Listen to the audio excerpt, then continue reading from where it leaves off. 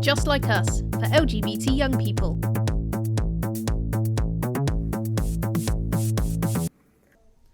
Hi everyone and welcome to episode 3 of the Just Like Us podcast. I'm Matthew. And I'm Nura. Today we're covering what it means to be and have an LGBT role model.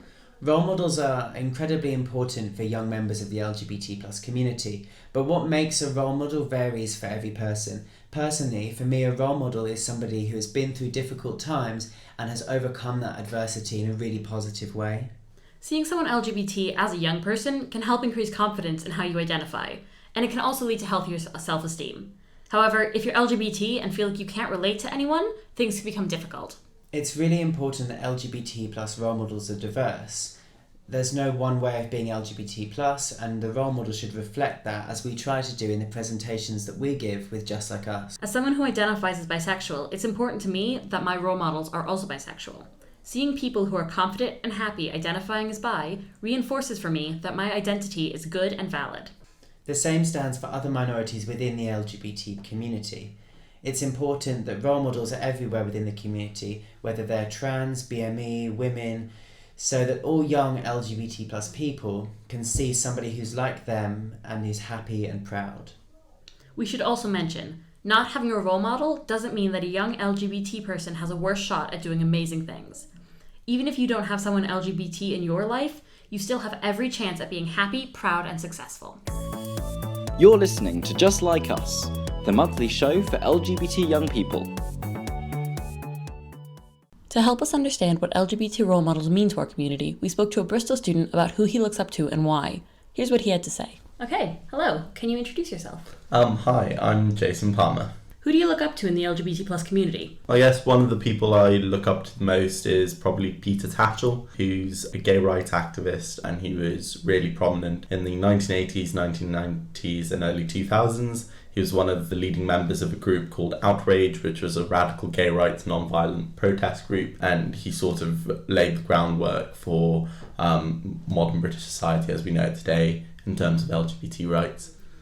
What about that makes them a role model? I think a lot of it is about how they went with getting this change. So it was often adopting stances that were quite controversial with regard to, for example, Section 28 and what media was and wasn't allowed to publish, but also just being really, really out there and like risking getting arrested for like trying to do citizens arrest on like Mugabe.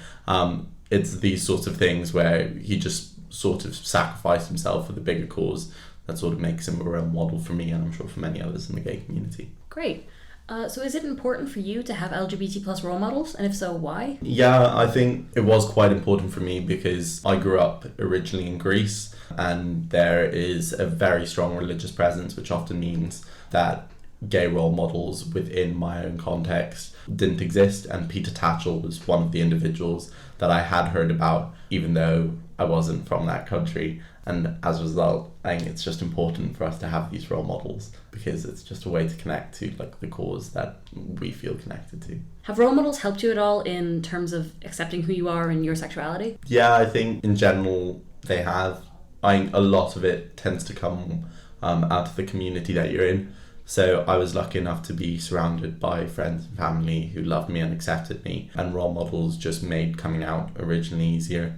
And I think that for others, role models are exclusively the support that they have within the gay community. So I think there's a range in which they're important. For me, it was probably less so just because I had that support network. But for others who don't have that network, they're vital. So do you see yourself as a role model in any way? I like to think so. I came out very publicly when I was at home at like the finals of a public speaking competition. So something like 500 people found out at once, and since then I've had just guys and girls who have come up to me and told me that they just felt more comfortable with like within their schools and just told me that they were gay or lesbian or bi. I like to think that yeah, I am. Oh, that's very sweet. Do you have anything else you want to add? I think it's just a general thought in that the role models that we have now are often the individuals that lay the groundwork in like a massive way for the future of LGBT rights, but in many ways that shouldn't stop us from being role models either. Like, sure, we may not be challenging, you know, like Article 28 or like lobbying government directly, but that doesn't mean that we don't have the ability to be a role model within our own community. So big or small, it's important either way. You're listening to Just Like Us, the monthly show for LGBT young people. So, would you say you've had any particular role models in your life that have helped you? So one of my key role models is Stephanie Beatriz, who plays Rosa Diaz in Brooklyn Nine-Nine. She identifies as bisexual, just like me, and as part of that, she's really unapologetic about it and really proud and loud about being who she is, without shame, which is part of what I've struggled with. How about you, Matthew? Do you have any particular role models? Yeah, so Alan Cumming is one of my role models. He's an amazing actor that people might know from The Good Wife, but he's done a huge range of work and won a Tony Award, and he's phenomenal. But he grew up as a young gay man in Scotland in a really rural area, and then wrote about it in a really moving book called Not My Father's Son.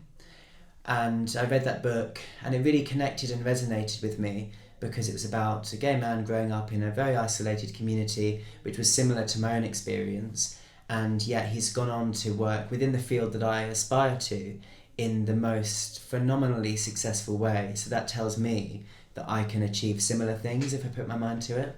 That's really important that you guys have had shared life experiences, because I think at the end of the day, part of what being a role model is to show you what you can do. So if you can see yourself in somebody that's gone through hardships that you yourself might have faced, it can be absolutely phenomenal. And how would you say that your role model has helped you develop? So it's helped me to understand that I can be who I am without distilling myself just to my sexuality. So I can have a personality and I can have talents and I can be a phenomenal person without just being boiled down to how I identify. Yeah, and I think that it's interesting that you say not defined by your sexuality, because these people aren't necessarily. They do an incredibly diverse range of things. Exactly. But they happen to be LGBT. Yeah. And so I think that's really important, but also knowing that these people are not perfect per se. Yeah, they can make mistakes, but it doesn't mean that they're not capable of being role models if we really try our hardest. So do you see yourself as a role model? So I wouldn't assume I'm a role model just off the bat, but I hope that going into schools with JLU and speaking to students, I hope that someone can look at me and think, oh, I want to be like that. I want to help people. I want to help LGBT students. I want to go through what she did and come out and do what she's happy doing. Yeah, I really think they probably do. You're listening to Just Like Us, the monthly show for LGBT young people. So what would you say makes a good role model? For me, being a good role model is somebody who has overcome adversity, who has gone through difficult struggles, and who has then used those things to make a success of themselves. And I don't just mean in terms of career, I mean being happy as a person, being comfortable with being out within the community. It might be activism work they do, it might be daily kind of acts of kindness, or it also might be a really high-powered career position. Those are all things that might be important to you, but for me it's just the thing of overcoming difficult obstacles. Yeah, that's interesting, and I really agree with all the things you've said, but I think I'd kind of put something like personality as part of a big role model element. So I guess being outgoing and being kind and compassionate for me is really what's important, and I think that's what matters most when you're actually looking at people, to see that no matter who they identify, they can still be these amazing people that are just kind and good. And I would say that you're not alone if you don't have any role models. I certainly found my role models kind of later on when I'd come out and I was exposed to more LGBT literature, films, whatever. And so I think that takes time as well, and then you'll find people to latch on to perhaps. Yeah, and with everything, this stuff takes time, and just because all your friends might idolize a teacher or a family friend or something like that, but you feel like you can't do that because they're very non-LGBT, it doesn't mean that you'll never find somebody who's LGBT or like you or just supportive of your sexuality and identity. And I think that our allies can be our role models. Like one of my teachers during my A-levels, she was amazing, and she, without me saying anything, realised the struggle that I might be going through, and she very subtly handed me Song of Achilles by Madeline Miller, which is an LGBT themed book. And so she was very instrumental, actually. So I consider her to be a role model because she was looking out for me as an ally. Yeah. At the end of the day, what really matters is that there will be somebody before you that has done amazing things. And in itself, that shows that you can do amazing things, no matter your sexuality, no matter your gender identity. Yeah, I would just say that we're not limited by our sexuality, and that actually it's something that can actually make us stronger when we've been through that adversity. And I think that's partly why there is no limit to the number of amazing LGBT plus people out there in every different field that you can possibly imagine. Thank you for listening. I'm Nura. And I'm Matthew. And this has been the Just Like Us podcast. You've been listening to Just Like Us, the monthly show for LGBT young people. The show was hosted by Matthew and Nura, produced by Samantha and Rosie, and edited by Daniel and Clodagh. The music was by Twisterium. We come into schools too. Young people, teachers and parents can find us at www.justlikeus.org.